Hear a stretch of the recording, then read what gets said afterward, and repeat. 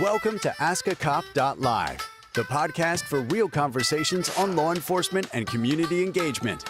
Join your hosts, Veteran Officer Daryll Triplett and co-host Jessica Rivera, every Thursday at 8 p.m. Eastern.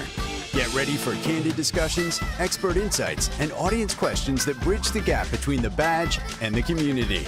Tune in as we tackle important issues, share powerful stories, and connect with listeners like you. AskACop.live, where every voice matters.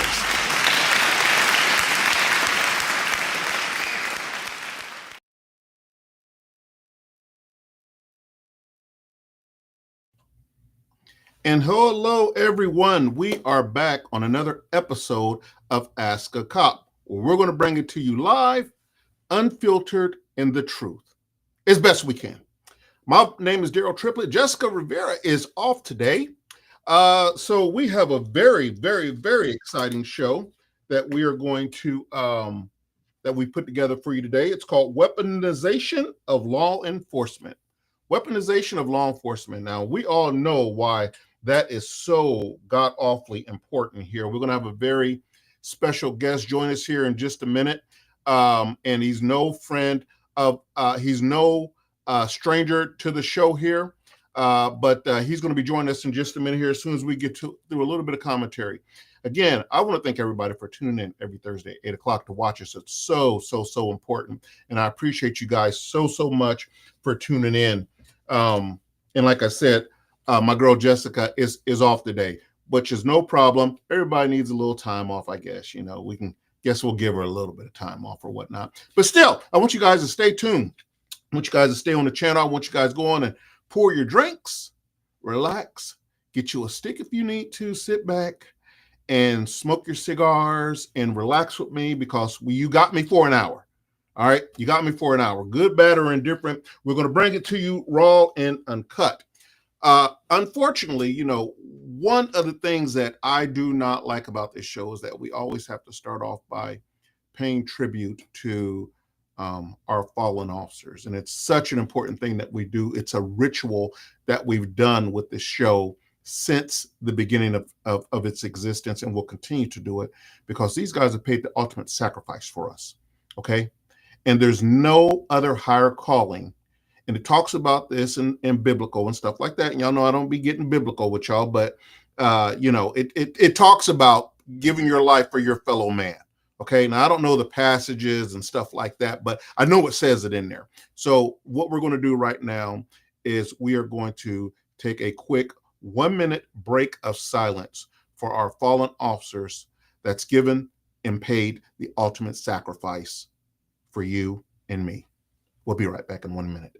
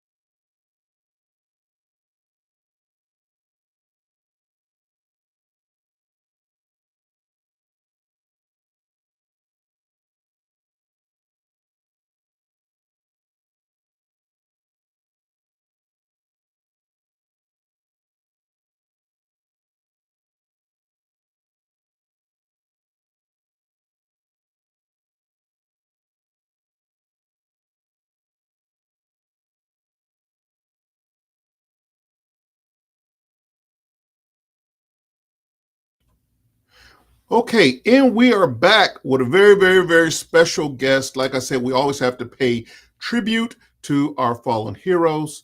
And nonetheless, we have Stephen Turner with us once again. Steve, how you doing? How's well? What's going on, brother?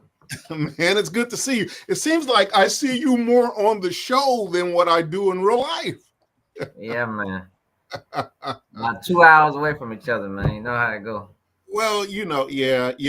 Well, you're south of the city, and I'm north of the city. So, but when we do see each other, we always have a good time, always laugh and joke and just have a great time. But man, hey, thank you for joining. the show once again. You know, you're always welcome to the Ask a Cop show, no matter what happens. You're a good friend of the show, and we really appreciate you. So, you know, Steve, you know, we have a couple hot topics, and Jessica and I, she's off today. We were going to cover weaponization of law enforcement, and I know you're just as skilled to talk about this also, and we'll bring the slides up here in just a second. But you know, it's crazy, especially in today's climate, how some of these politicians weaponize the police. They weaponize us. You know, and a couple things I could think of is that I remember getting called to this a call to a elementary school. Oh, it was a middle school. It was a middle school, and the teacher called, or I think she was the principal, and one of the students there, I mean, cussed this lady out, up and down, up and down. You F-bomb, F-bomb, F-bomb, B, right? She's just cussing her out, let her have it. So the principal gets upset, and of course, she calls the police, right? And so we get there, and we're like, well, yeah, it's wrong for her to be calling you, saying F-U, and B, but that's not against the law. This is still the United States of America, still a free country. There's not really too much we can do. Well, she took a chair and threw it against the wall. I said, well, is that your chair, or is that chair belong to the taxpayers of the county? So I was like, there's nothing we can really do about it. So a lot of times people weaponize the police, thinking that just because something offends you, that it's against the law, and that's not the case. Right. You know, so I know you've had plenty of experiences like that also.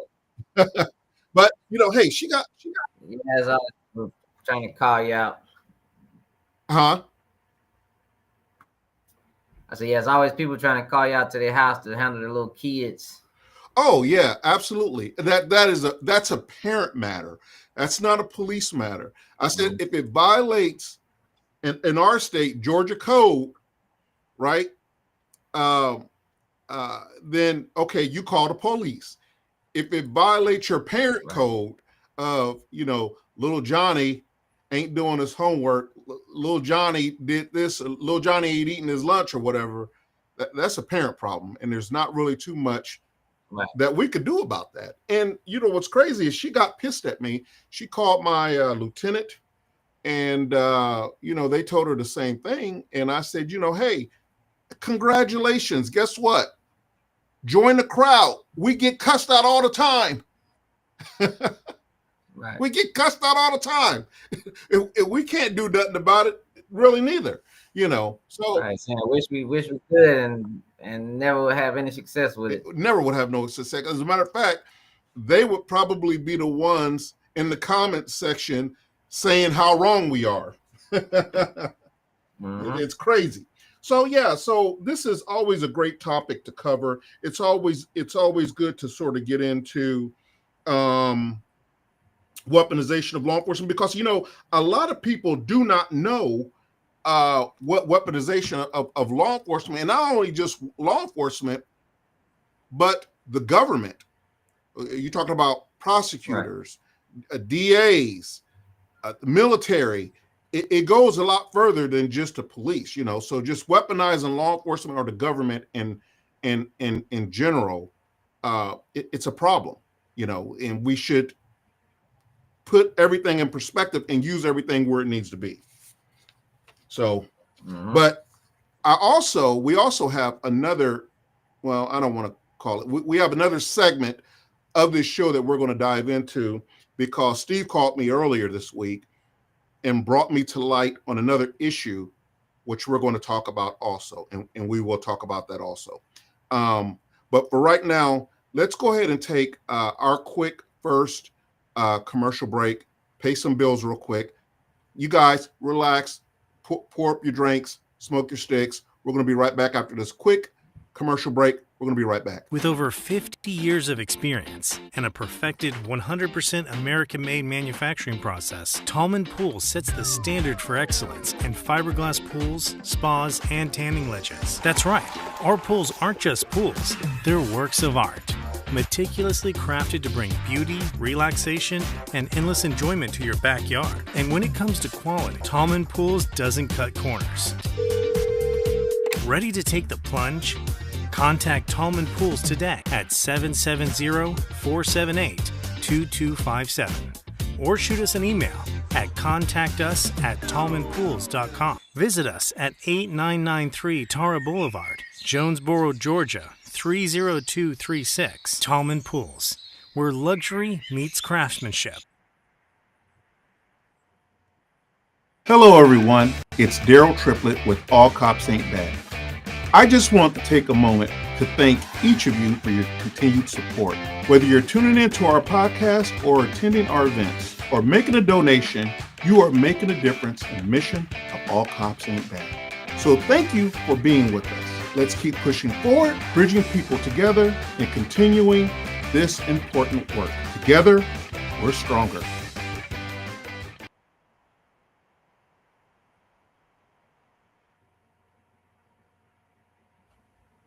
Okay, folks, and we are back with Stephen Turner on the Ask a Cop show. Today's topic is weaponization of law enforcement and government. Hello, everybody. Everybody share the live. Come on in here. I see you guys. I see you guys. Oh, wow. We're up to 2,298 streams right now. Okay. Welcome. Welcome, everybody. Welcome. Let me get this up on my chat box here. Gallagher, I see you. I see you. I see you, Fred. Gotti, I see you. I see you. Thank you, guys. I appreciate you guys so much. We have with us a very good friend of the show, Steve Turner. He's been on a lot with the show, years and years and years of law enforcement experience, traffic Nazi. I would say that, right, Steve? Yes, correct. Oh, okay. For many years. How many years? Now How many years do you have? 15. 15 years. Well, I mean, at this point, 26 years public safety now, but 15 years was spent running. Wow, we and we're getting old, man. We're getting old. Oh, because when we started, so we've known each other at least 25 years? It has to be. It's been up there. Yeah, because probably around that 2000. I don't know. It was somewhere around that. Yeah, 20, maybe 2001, 2002. Yeah. 2002. Yeah. It's up there. So believe me, I know Steve very well, and he's very knowledgeable when he when it has to come to law enforcement stuff like that. And Steve, tell me what you think about weaponization of law enforcement and the government, stuff like that. I don't like it, man, because it's, to be honest, I'm experiencing an issue right now with the HOA, and it's no different. The problem is knowing what you can do and applying it the wrong way. So it's like a police officer. And I try to teach my daughter this. It's like, I'm the guy that can say, I saw you run the stop sign. And guess what? Even if it's not on video, you'll be prosecuted because I said I saw you run the stop sign. And that'll be just enough to get somebody that you just don't like. You know what I'm saying? Because it's the one that you can't prove, right? Unless you have a video, full video in your car and you come to court and you testify and show that video, obviously. But, outside of that, it's one of them things where, I can just put something up against you and basically, I ain't gonna say ruin your life, but the reality is police and courts and everything else have the opportunity to take things and really ruin lives with it. I mean, it doesn't have to involve anything that you've done. It's just what they say you've done. And we see it out here, and I think it's getting progressively worse because they're getting better at it due to the technology that they have to beat. So a lot of things are happening now, and people are becoming smarter because video cameras out there. So how do I become smarter to avoid that, or how I become smarter to get around, the stuff. Like if we look at Tory Lanez right now, I know people everybody's not watching this stuff, or dug deep inside these politics of celebrity world, but guy been in jail for what, months now, and all of a sudden some guy wants to come out and say, well, he wasn't the guy who did it. Now wait a minute, tell me about it's this. I'm like not familiar with that. What is that about now? So Tory Lanez was the guy who shot Megan Thee Stallion or whatever. Oh, okay. Is. And so supposedly the driver bodyguard supposedly saw the third passenger in the vehicle fire the gun and not Tory Lanez. So just weird that now all of a sudden he gets stabbed in jail 14 times, and then now you guys want to come to light that he shouldn't be there. Are you kidding me? It's kind of so how long has this guy Tory Lanez been in jail? I want to say at least 6 months, and probably a little bit longer than that. But he's been there for a minute, and so now you guys have waited this of shooting long. her or no? Yeah, he was got convicted, yeah. And now some eyewitness comes forward and says, "Well, no, he really didn't do it." I'm like, "Where were you when they went to court?" But this is kind of like a perfect example for the weaponization, because these things happen all the time where people know the facts, but they will not come in because they do not want to go against the government or go against the police officer who they know that can come back on you and get you also. So you better keep your mouth shut, or we're gonna come after you too. So I don't know what this guy's moral or whatever his, what his thought process was, or why he didn't come forward at first. Wow. But here we are. But it's too late. He's already I think he's already surpassed the appeals process and all this other stuff. So your words are really not going to pull him out of jail, unfortunately. Yeah, and that's really a shame because you're playing with someone's life. And the truth, or and maybe it would have still ended up the same way. Probably, but yeah. I mean, at least you would have came truth with your truth, And another thing I want to tell you real quick. I'm not going to call the officer's name, but he's a good officer, and I know him, and I know that he did not intentionally meant to do this. But I'll just tell you another thing about sort of police powers and sort of what we say goes, right, in the weaponization part. So I know this officer, he pulls over a car one day for no seatbelt, right? He walks up to the car, and the guy says, hey, why did you pull me over? And he says, you didn't have your seatbelt on. And the driver of the truck says, yes, I did. It was like a box truck. He said, I have my seatbelt on, officer. He says, nope. I seen you. You did not have your seatbelt on. Okay. So the guy is swearing up and down he had a seatbelt on. It goes to court. Well, this guy brings in so the officer issues him a citation. It goes to court. This guy brings in the rear view mirror footage of the cabin of the truck. And sure enough, this guy had a seatbelt on. But this officer swore in his mind that, he's a good guy. He's like, I really thought that he put the seatbelt on when I walked up to the car. And that's what he testified to. And he was dead wrong. He was wrong. And he admitted he was wrong. Right. And the city ended up having to settle that lawsuit because that came a lawsuit. And it was in a tune of about, I think, $5,000 or $10,000 that they had to settle this thing for. But just for a ticket. Well, technically, he was claiming false arrest because he stopped him.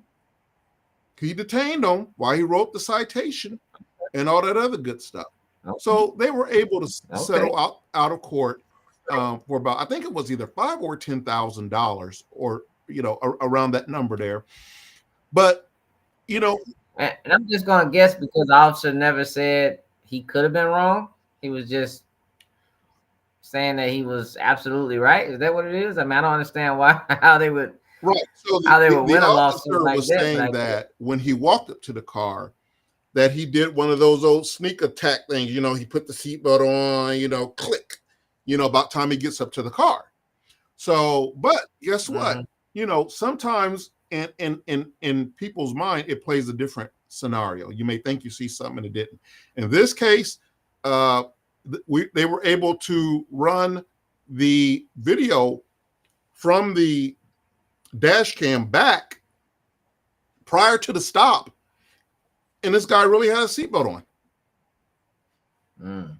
So again, what is the credibility? How that makes you look in court? It makes you look like you're just lying and stuff like that if people don't know you. But it was an honest mistake. Right. But still the city had to come out and they had to come out the pocket for that one there. So let's talk about let's jump into the weaponization of law enforcement and stuff like that. So, and Steve, you're a good one on this one here because you got years and years of experience. And bring up the first slide for weaponization of law enforcement here. Okay, all right. What represents weaponization? I can't speak. Get it out of law enforcement. All right, go on to the next slide. Steve, you know how we do it. I take one, you take one, and we'll run it that way. Okay. Gotcha. Weaponization of law enforcement introduction. Discuss the use of military-grade weapons for law enforcement. Now, I do want to first jump into this here because there has been a question, and you will see throughout this slide presentation, is there a need for military weapons for police officers? And in my opinion, the answer is very clearly yes. And you got to also understand what is considered military weapon, because everybody think everything is a military weapon. That they'll call a AR-15 a military weapon. No, it's not. An MP5 they'll call it a military weapon. It's not. But yeah, there are things definitely that are needed. Now, do I think that officers need to be walking around with grenades strapped to their chest? I mean, come on, of course not. No, right? But if you're getting weaponry from the military, that's a green light. Could you imagine the damage? Could you imagine the lawsuits? With grenades? From the first grenade launch. Oh, you're not coming out the house, are you? All right. Well, that's what I was Fire in the hole! There just went 3 houses. Right. You want to hit the end of this crap, man. Well, not hit the end of it. Leave them up a little bit so I could comment on them. I can't see. Okay. He says, this is getting interesting. Okay. So I do believe that there are certain weaponries that should be allowed for police takeover, because you got to think that we're already outgunned out here. Most departments are carrying 9mm or 40s, 45s, stuff like that, regular handguns. And the bad guys are carrying banana clips, extra high capacity magazines, stuff like that. Yeah, so, we're already outgunned. The only thing, and the saying with police, the only thing your handgun is good for is fighting your way back to the car to get your long gun, and probably what you should have bought with you in the first place. Mm-hmm. So, yeah, I do think that there is room for military style weapons in law enforcement, and some, like, I don't think grenades and stuff like that, because I can't see us. Wouldn't be trusted, man. You could not. You could hand it out probably to SWAT only. And I don't know if I would trust all of them. Yeah, I could just see a patrolman or driving around going to 911 calls with a grenade in the back of his car, in his trunk, in his posse box in his trunk. That wouldn't be good. Never hit the end of it. Right. Either. Yeah. The first time that trunk explodes, you never hit the end of that. Okay. All right. All right. Militarizing police departments, equipment 1033 program, and Homeland Security grants. All right. What's the 1033? That's something. No, 1033 is the program that authorizes the use for the government to be able to surplus equipment to local sheriff's offices and police departments and stuff like that. That's what the 1033 program is for. Yeah. Gotcha. It's got more to go to the bottom here. I know. No, I think that's it for that slide there. Yeah. But again, when we're talking about how about the case on the others you discussed in the last episode? Yeah, whatever you got to speak on the last episode. Hope his case is going well. Okay, so if you're talking about on the last episode, I believe that we were talking about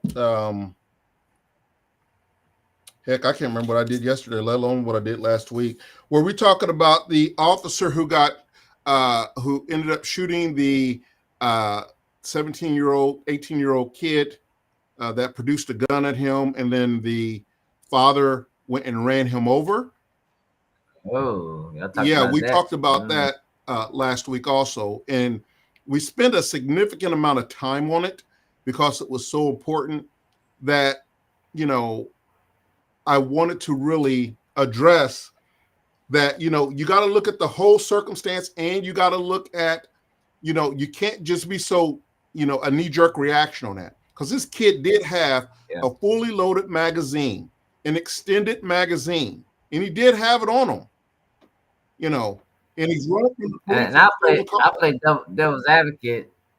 You know, police officers also got to think about the team and not themselves. You know, a lot of times when we are doing things, and not to say that this situation was that, but when we are doing things, we got to understand that, you know, being a little rough sometimes or being out of pocket sometimes can result in bad issues for the department and for our team in general, because people will retaliate. You know, and he was just an example of somebody who just was either number one fed up, or his son was just all he had, you know. And so when it's just all they have, they're going to respond totally different than any other person anyway. So I don't care what you did. It really wouldn't be a result that you could have come up with regardless, you know, besides doing your job. So a lot of times, a lot of these officers out here have to understand that, man, you know, sometimes the consequences are a response from people.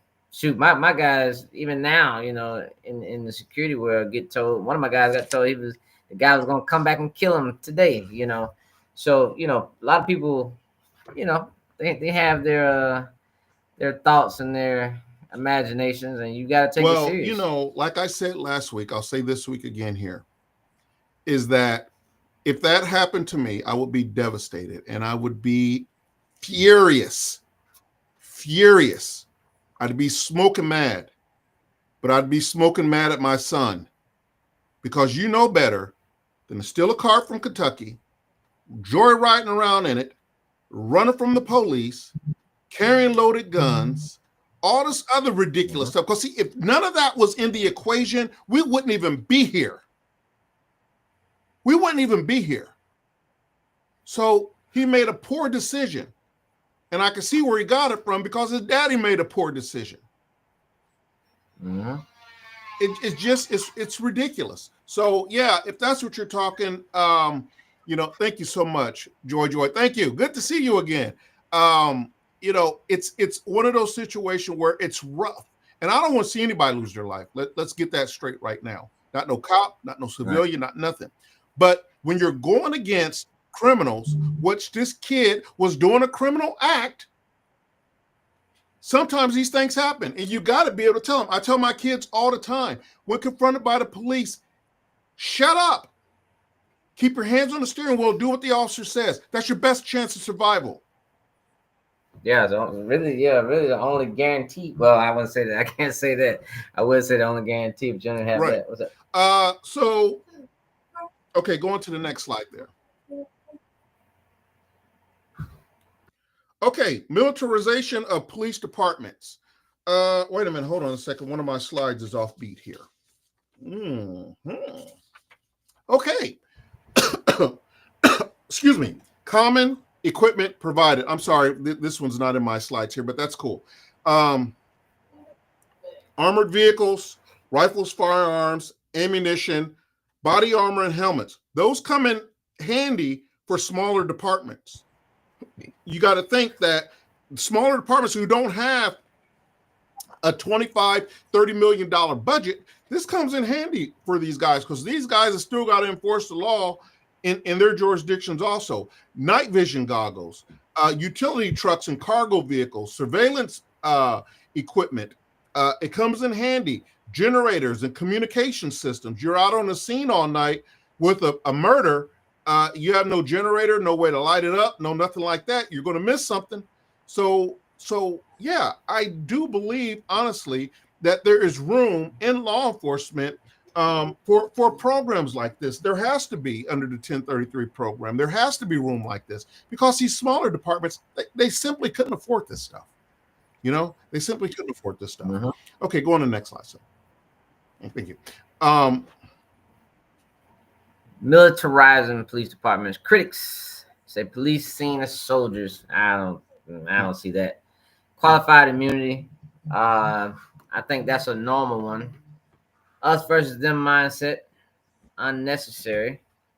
People have their feelings. Culture of violence. And then distrust and fear. Let's talk about the culture of violence. I guess you can see where some people would come from with that. They would say, a lot of people think there's too many police killing too many innocent people, blah, blah, blah. And so they would say, I guess, would use that as a reason. Going back to that qualified immunity, what a lot of people don't understand is we still have laws, and the laws still have to be followed. So no matter what your feelings are, qualified immunity only applies to you when you follow the law or the policy as it was written. Then you would have qualified immunity. Walking up to somebody knowing that you've done something wrong, and you know what you're doing is wrong, and still doing it does not absolutely get you qualified immunity. So the whole policing and soldier things, well, guess what? If I'm up against a soldier on the street, I'm gonna look like a soldier. You can call me what you want to call me, because if a guy comes at me with a AR-15, I want to meet him with the same. Who we should really feel sorry for are like the police in Colombia and Mexico, where they are completely outgunned and really outmanned, and then come back to us and talk about how we do things, because we just happen to have a little more control versus those guys over there who literally could do one wrong thing and their whole family could be killed, just as a result of doing your job, and not even have to be doing anything bad against anybody, just simply doing your job, man. So yeah, it's a lot here that a lot of, I'm sure, comes from what do you call it? Like just the people that are upset with law enforcement in general. Mm-hmm. Well, yeah, and another thing is, so with the qualified immunity, you're absolutely right, and I want to delve into that just a little bit more. Is that qualified immunity? You still have to follow the law, right? You still have to ability, opportunity, jeopardy, right? You still have to meet the same standards of care as anything else, but there is a margin of error that cops are going to make, right? It's just human nature, right? For example, because we're human, you may think you see something that you may really think you see, but it's not factual what you see, right? You should get, we call it tunnel vision. We're just staring down that tunnel or whatever, right? So there has to be some leniency towards qualified immunity for those mistakes like that. Now, I'm not talking about a pow pow, whoops, oh, he didn't have a gun, my bad. No, right. I'm not talking about that, right? I'm not talking about that. I'm talking about, for example. Hold on for a second. So the qualified immunity, perfect example is the one that you just talked about with the lawsuit. He thought he saw the guy take his seatbelt off. He wasn't lying, or we don't know if he was lying, but we're just gonna assume that he wasn't lying. He was telling the truth that he thought the guy had a seatbelt on. And guess what? He's covered under qualified immunity, but they still got sued. So it doesn't mean you can't be sued. It's just they're gonna look at it as the officer was just doing his job, and unfortunately, you can make mistakes. It just happens. It happens, and on that officer's body camera, because what people don't realize is, I think it's like 10 seconds before you cut your overhead lights on, it rewinds back, and you can hear the officer saying, "This guy doesn't have his seatbelt on." So he really thought that this guy did not have his seatbelt on, and you can see him flip around and go get him, and then all this other stuff. So that's why we didn't fire the guy and stuff like that, because you have to allow for some error of margin. Now, what I applaud that driver for is not getting out the car, acting stupid, trying to fight the officer, trying to argue the officer down, all this other stuff. He simply took a citation and he handled it in the court the way that it should be handled in court. Because there's a lot of civilians who would have argued, fought, and they would have fought their way right to jail, and then your vehicle's getting impounded, you're getting maced and tased and all this other stuff. And guess what? You're absolutely right. But the actions that you're doing to try to prove that you're right is wrong. So you're right and wrong. So I'm gonna went to jail and wasted all that money for no reason. When you could have simply just went to court like this guy did, bought his attorney, and got a check, and got more than what he would ever had to pay for the citation. That's why I'm saying on court is, if you know that you're right, bring your evidence to court, and the judge immediately dismissed the case. He immediately dismissed the case. What does that say? I hope the officers say wish that other officers from other countries could follow us, because he loves us. Cora loves this man. They love you, Triplett. Oh, well, thank you so much, man. Hey, man, we do our best on this show here, man, because we do the show for you guys, and you guys said you wanted it, where officers talk straight, and we bring you the truth, good, bad, and the ugly, and you got it. And that's what you're going to continue to get with this show here. So it's just that simple. We're going to bring you the raw dog truth. If the police is wrong, then they're wrong. We bring you that also. See, 50-50 right down the line. And then that way, we're going to talk about that in a minute. Yeah. We're going to talk about that. Oh, yeah. Yep. I got something for you coming up, folks. All right. Is it me? Okay. Militarizing police departments. Okay. So you do have some supporters of militarizing police departments. Then you have some naysayers. Of course, you're going to have that, good and bad. Enhanced capabilities, which it does. Like I said before, some of these departments cannot afford the specialized equipment that the military may have. For example, ballistic vehicles. Okay. Those ballistic vehicles probably run, I would have no idea how much the military pays for those vehicles. What do you think, Steve? You're in the military. I mean, military-wise, probably upwards of 300,000, depending on what it is. Depending on what it is. I mean, if you get, you get something closer to what president has, you're probably gonna spend 500 to 700,000. But if you're on a lower grade, something like a Humvee, they probably are spending about 500,000. That's only because of military pricing.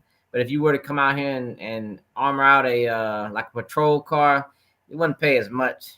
Maybe 100,000 all in for a armored police car, because they do them now. Like on some of the Ford Explorers, they put ballistic panels, and then they put the like the bullet shield, the thin shield glass on each window.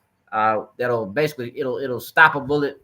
It won't take like a major firefight, but it'll stop a few bullets from penetrating the glass. But now the door panels will stop some heavy artillery.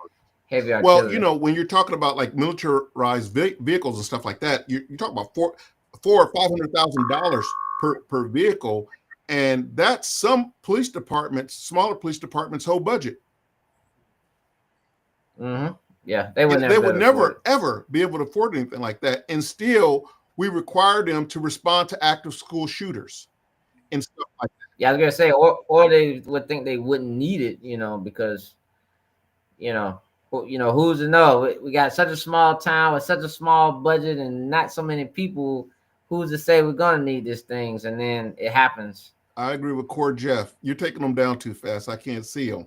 Yeah. Okay. No. I mean, when you're talking about budgets and stuff like that, it's something that they gotta be. And like I said, they still have to respond to the, I don't know why any department in this world in today's climate would ever think if you have a school in your jurisdiction that an active shooter couldn't happen. That is not forward progressive thinking at all. You should be drilling for that. You should be exercising for that. You should be talking to your school principals and teachers and staff members with stuff like that, because it can happen at any time. And you need to have the equipment to respond to stuff like that. And that's where the programs like this, the 1033 programs and stuff like that come into effect. So yeah, we don't want to walk around looking like militarized police departments and stuff like that, but there is a need for it. It is added protection for law enforcement. Is this the next slide? Oh yeah, this is you. I'm sorry. Go ahead. No, it's the same one. It's the same one. Oh, it's the same one. Okay, yeah. Added protection for law enforcement and war on drugs and terrorism. That's another one. When you're hitting these drug houses, Steve, you hit many of them. I've hit many of them. You're hitting these drug houses. You're going up to the house. You start taking fire. Heck, you can't even get to the house to even get to the drugs because of the first. We got to deal with this idiot shooting at us. Right. So yeah, there is a place for militarized equipment in law enforcement, night vision, stuff like that. 2A, the Second Amendment. All right. That goes without saying, right? Everybody's entitled to the Second Amendment, and guess what? That includes your police officers too, right? That includes your police officers too. So yeah, I agree with like I said, to a certain point though. I don't think we should be walking around with rocket launchers and grenades and also, but I'll tell you another good one also, Steve. In some rural countries, is what about choppers? Yeah, I mean, I think every police department needs one, but every police department obviously can't afford it because choppers are just very, very expensive to maintain and operate. The operational cost is outrageous. Oh, it is. It is. We actually got one for a local sheriff's office under the same program, and I don't think they have it anymore. No, so we let it. Our last day, we let GSP come in and take it. Oh, so GSP got it. Yeah, GSP came in and took it through that military program, the USO. Okay. The USO program came and took our helicopter and smiled as they flew away from us. Yes, that was a bittersweet feeling. Yes.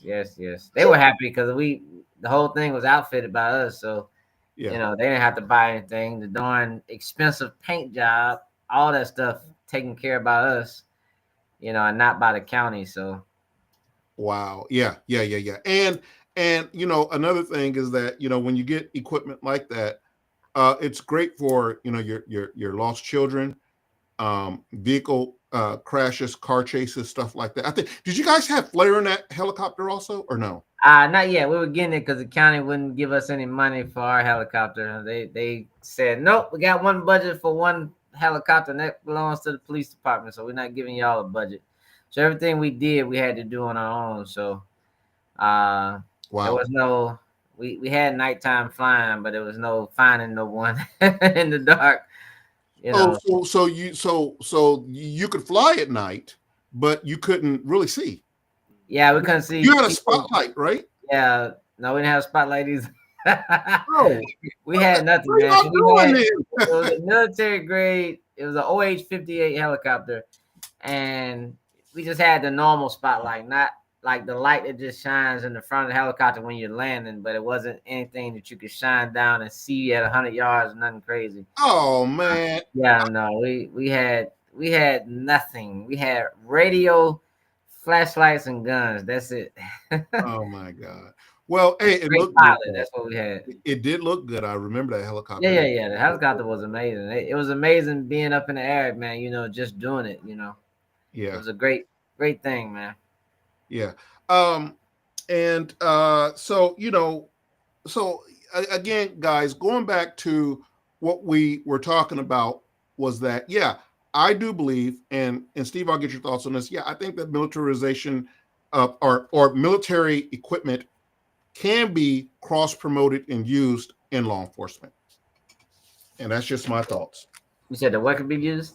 I say that military equipment can be cross promoted and used and have a viable place in law enforcement. Yeah, just proper use, proper issue. Because even some uniforms are issued from military. Like a lot of SWAT team gear comes from the military. When the police departments, ask for it or request it, it's good stuff. Well, yeah. And so now this one here, guys. So Steve brought to my attention. I'm sorry. Yeah, Steve brought to my attention this week, early part of this week. And I apologize that we don't have these slides readily available for this. I thought the producers loaded them up on here, but I don't see them on here. But we can, my regrets to Jeff. We didn't forget him. No, we did not forget Jeff. We'll never forget him. That's my buddy. I just talked to him last week. He's a good guy. Yeah. So Steve, I will let you start this one off here because this is sort of interesting. Yeah, beyond interesting. So, we're talking about the officers who were just found not guilty in the Tyree Nichols case. I don't have the officer's name. I don't really care to have their names. What I found out by doing some more research is not technically, but these officers were actually found guilty by federal court. Federal court, yeah. Federal court. So they are still going to jail. So I was happy when I read that. However, a state court felt like they didn't commit murder, which I think is weird as crap. Because if you look at the case we just talked about, where you had the stop sign violation, the guy found that he had a seatbelt on and the officer was wrong. Okay. Mm-hmm. Now, like you said, had that guy done something to encroach this officer, to make the officer pull him out the car and do something to him, of course it would have been bad for him, only to find that the guy did have his seatbelt on, right? And so it went the way it was supposed to go. Nobody got to fighting, nobody got to arguing, nobody got into bad terms. It was just one guy made a mistake and gave out a ticket, and guess what? It was found not guilty, and the guy got to, get his reward, right? for having a seatbelt on. So imagine $5,000. You got paid to have your seatbelt on. Hey, Lizzie. Paid to have your seatbelt on. So imagine that, and then let's put this in this Tyree Nichols case, where these officers pulled this guy over for what they believe was reckless driving, only to find out that there was no evidence in the end, no evidence to suffice that he had ever had any type of reckless driving incidents before they pulled him over. Imagine that, and you get pulled out the car by 5 officers, and 5 officers come and beat you lifeless. Now, a lot of people will say, well, he should have just not fought back. Do you think that would have mattered? We don't know. We weren't there. We're not Tyree, right? And number 2, I don't know if you guys know this or not, but it's not against the law to fight an officer for unlawful arrest. And I think a lot of times some people do test that water a little bit more than others.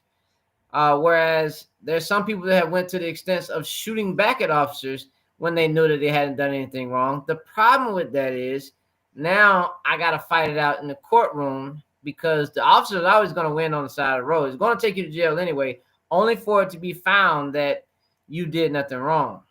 But guess what?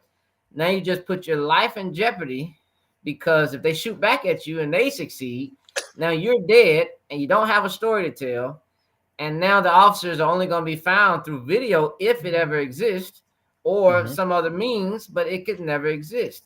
And so here you are, a person like Tyree Nichols, thank God that they had video, that saw this complete stop. They saw them beating this man senseless, and they really couldn't come up with a story for it. And for the life of me, I cannot understand how the state court jury could say that they were not guilty of the crimes that they actually committed. It's so Well, weird to me. I did a little research on this too, my friend. Now, first off, there were 5 officers who was involved. 2 of the officers were the primary aggressors. Okay. 2 of the officers were the primary aggressors. They already plead guilty. Right. That's okay. That's one of the plead guilty. Okay. These 3 are the ones who they charged them with these crimes, and they didn't do anything to contribute to Tyrese's death. Gotcha. Okay. They didn't stop it, which is the same, but they didn't I guess hit him with the baton or put a knee on his back or something like that. That's from what I'm understanding. Okay.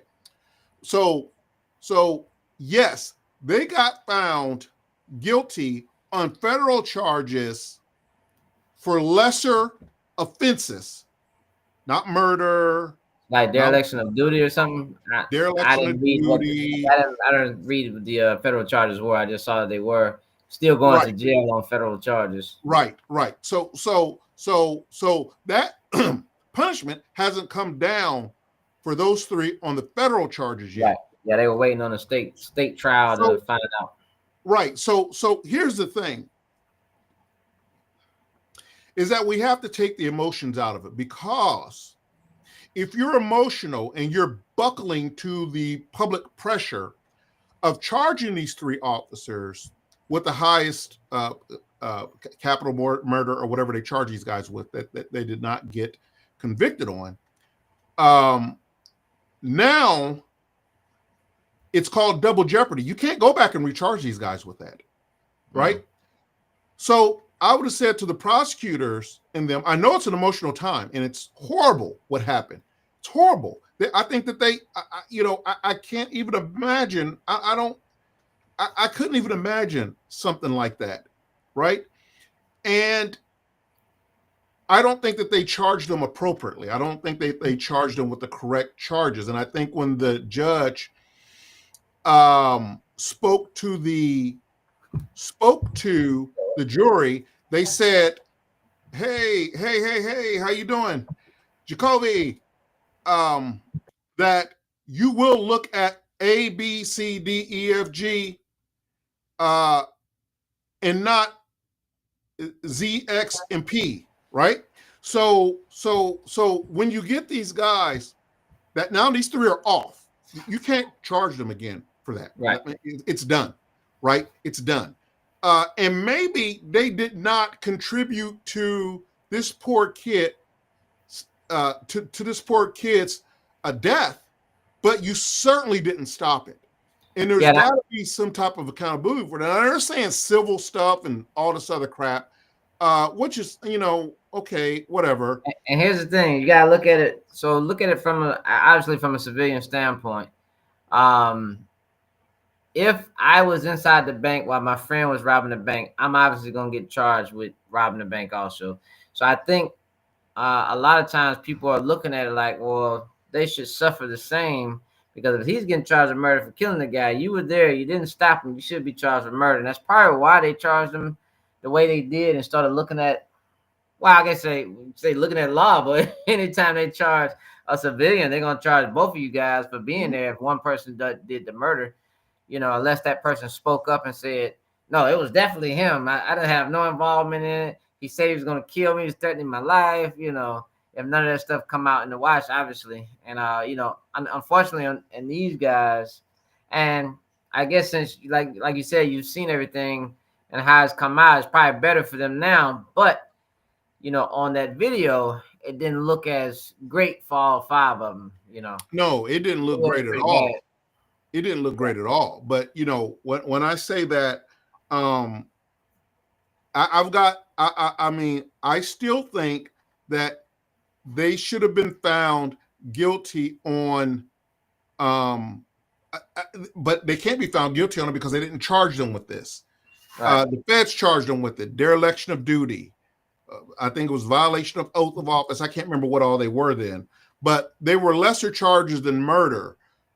But I do think that they do deserve jail time for that. Yeah, of course. I mean, because you caused the death of somebody, or sat there and did nothing. You had a choice. When we raise our hand and we take our oath, we swear to protect against foreign and domestic, right? We swear to uphold the Constitution of the United States. We swear to protect the innocent people, right? Now, whether they thought this guy was innocent or not, surely a reasonable person would know that he shouldn't have been freaking beaten to death. Right. At the hands of cops. Right. And that's just the truth. So, and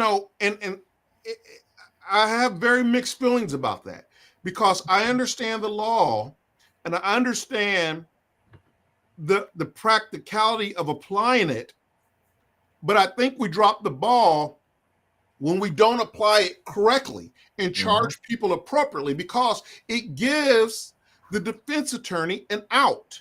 And these prosecutors are worried about getting reelected. Judges are worried about getting reelected. But it gives the prosecution or it gives the defense attorney an out.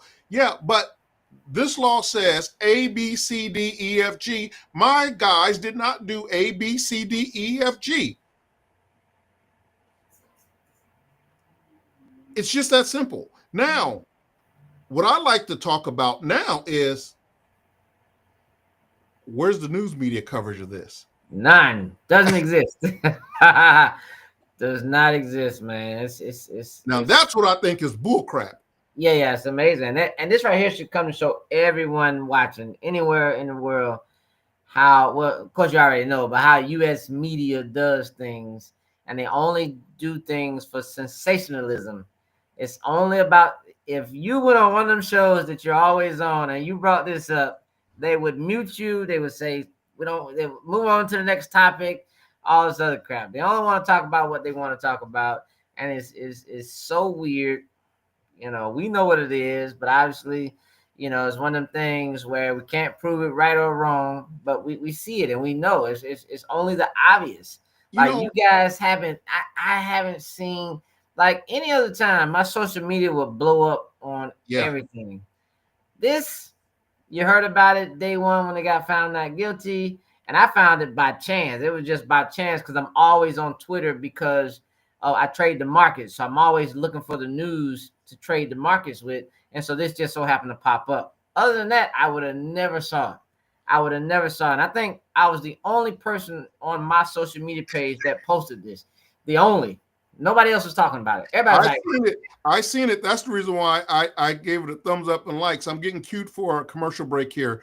Let's take a quick commercial break here, and then we're going to jump back into this segment here. It's a hot topic between Steve and I about Tyrese Nichols' murderers being set free. Stay tuned for this quick commercial break.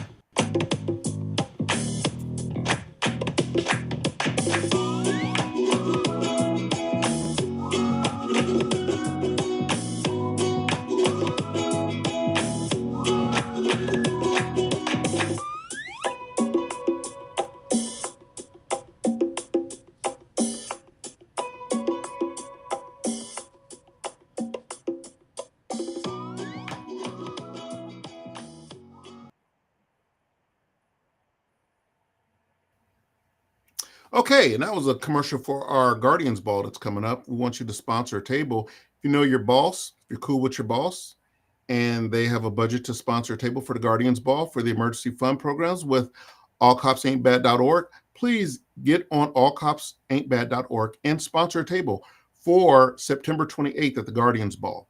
All right, so that's an important event that's coming up, and that's just a little disclaimer there. So getting back to Tyrese Nichols now. I think that it's pathetic that NAACP is not involved. Black Lives Matter is not involved. None of the originals that would have been there, if those were three white officers getting off, Antifa, all these guys. Nobody's showing up. Not a bottle thrown, a Nothing. rock cracked the window, nothing. Because there are 3 black officers. And just because you black, that does not give you a pass. I've said it once, I've said it a million times. It's straight down the road with me, folks. If you're wrong, you're wrong. If you're right, you're right. And these 3 guys were wrong. Maybe not in a murder sense, right, type of thing, but they're definitely wrong. Somebody did die because and it was an unarmed black man. That's right. They had a hand in this kid's death, and they did nothing about it. They didn't say a mumbling word about it. They didn't save his life. The community. Yeah, they didn't save his life. That we do know for sure. Right. They didn't take it, but they certainly didn't save it. They didn't save it. And it did one little blurb on the news cycle that I seen. And but if there were 3 white officers, oh my God, we'd be tearing things up and rioting. Black Lives Matter. Ben Crump would be. Where Ben Crump at? Right. Yeah, I ain't said nothing. Where Ben Crump at? Right. He would be on the news talking about how this has got to end and stop and stuff like that. A black life or any life is a life. And if it's taken erroneously, then it's taken erroneously and someone has to pay for it. Now, some people may say, well, yeah, he shouldn't have been running. He shouldn't have been fighting and stuff like that. I get all that. And I agree with you on that. Okay. I agree with you. He should not have been fighting. He should not have been running, no matter what the issue is. But at the end of the day, when the cuffs go on, the beating is to stop. The fighting is to stop once he's secured. Then this kid's laying there on the side of the car, and there are paramedics that are there. And I understand the police didn't let the paramedics work on the kid.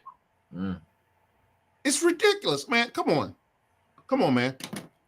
And this is the type of stuff to where I say that BS is BS. I don't care if they're white officers, black officers, Spanish officers, whatever. Right is right and wrong is wrong. And these guys did fail to do their duty as far as, and sometimes doing my duty is saying, hey, guy, okay, fine. Okay, back off. You're too hot. I got it from here. Let's get this. It doesn't take much to pull an officer off. And I know, obviously these 5 work together. So, they know some type of specialized unit. You said what? They were on some type of specialized unit. Which it makes it even more, heartbreaking because, again, now I really know your temperament. So, hey, let me save you by pulling, you not only did they take a life, right? But what you did there was allow your brother to never be able to do this again. Like I'm allowing you to never be able to do this again. It's almost like getting in the car with somebody and allowing them to drive 100 miles per hour. Right. I know the potential of us both dying. So now I'm allowing you to take our lives and never be here again to see the next day. You are allowing this to happen, knowing the possibilities and knowing the potentials for it. It's like, it's why I understand dirty cops that watch, good cops that watch dirty cops do bad things, or good cops watch good cops do things that it could be questionable. I even talked to my daughter about it. It's like, she sees, her upper echelon come in and make bad decisions, and she has to tell them. Now, I said, you be telling your sergeants and lieutenants? She said, yeah, I tell them, man, don't come on my scene with that stuff. I say, right. you have the right, don't get too crazy because these supervisors, but always tell them, yeah, let me control my scene. Don't come in here trying to amp things up. Let me handle this, because it's a lot of times, the good cops can come in and not want to stop another decent cop from doing things. I used to try to stop, I'm not going to name names, but a guy that went on to be a homicide detective and got on a very famous show. I used to tell him all the time, man, you got to stop searching these people's car without consent, man. He's it's okay. They're Mexican. It's Mexican. Listen, brother. Oh, wow. I'm about to leave. I'm going away from this because I'm telling you not to do it. And I remember one time me going to tell the sergeant about what he was doing, and I got cursed out. So I said, you know what? Yeah, we ain't doing this no more. So I'm gonna stay out of it. Anytime I hear him come out on the radio, I just want to show up because I don't want to get put in the mess because I took it up, 2 chains, and y'all did nothing about it. It's all good. And then to my surprise, I saw him on a TV show, and I know how he got there. He got there off a bad arrest, and I tried to do my part. Wow. I didn't want to end up the dead guy on the side of the road, so I stayed out of it. But this is the reality of things that happen, man. And sometimes trying to pull people out of it just doesn't work. But at least you have to try. If you don't try, then you're just as bad as they are. But I didn't like it. I didn't like that. When people just don't follow good policing rules. Because in my mind, good policing is always going to get me a good case. That's just the way I see it, because my report's going to be right. I don't have to worry at night that, oh man, I sent this guy to jail for 50 years because I lied. Because I lied and said I found something. It's just not me. I just couldn't do it. I don't understand. Me neither. And if you can't get them, you're just going to have to wait till you can get them. That's it. And I know everybody wants to get the bad guy and be the hero and all that other stuff, but you got to do it right. If you're doing it wrong, you're just as guilty and just as bad as the guy that you're arresting. And I tell people, it happens all the time. But I tell people all the time. They say, the name of the 501c3 organization is All Cops Ain't Bad, and you have some people that say all cops are bad, because even the good cops that know the dirty cops don't tell on the dirty cops. And that's not the case all the time. It's not the case all the time. You have some cops out there who have spoken up and has totally gotten railroaded, whether it was fired from the department, whether they're accidentally shot in the line of duty, or whatever the case may be. But you do have good cops up there who stand up for the wrong that bad cops do. And I think that, that's why I say that you can't say that every cop is a bad cop. Just like you can't say all black people steal. You can't say, so you just can't say that. It's just simply not the truth. So when we're dealing with things like this, we've got to be cognizant of just doing a good job. And if you can't get them, then you just can't get them, and you'll have to get them on another day. Trust me, they're going to be there tomorrow. They're going to have a dope. They're going to make another drug run. Criminal is a criminal. They can't shake it. Yep. They're going to make another drug run. If it was a one-time thing, then guess what? They're gone anyway. You don't have to worry about it anymore. But a criminal is a criminal. They are always going to develop them habits that cannot be broken.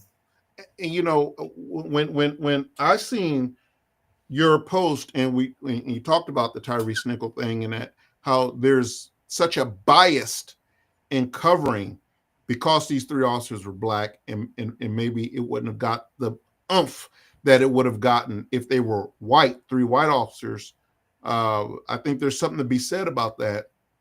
And I think it's something that, us as a community, we should be outraged with. So are we only just going after the white cops who shoot and kill unarmed black men? Absolutely, we should go after them. Absolutely. Yes, absolutely. Full force. Call it selective. Right. But selective outrage. Selective outrage. That's what it is. You got 5 black cops who's involved in the death of 1 black man, and mum's the word. Matter of fact, I don't even know what the 2 officers who actually was the 2 main culprits of it pled guilty to, and what their sentencing was. Yeah, you just don't hear about it anymore.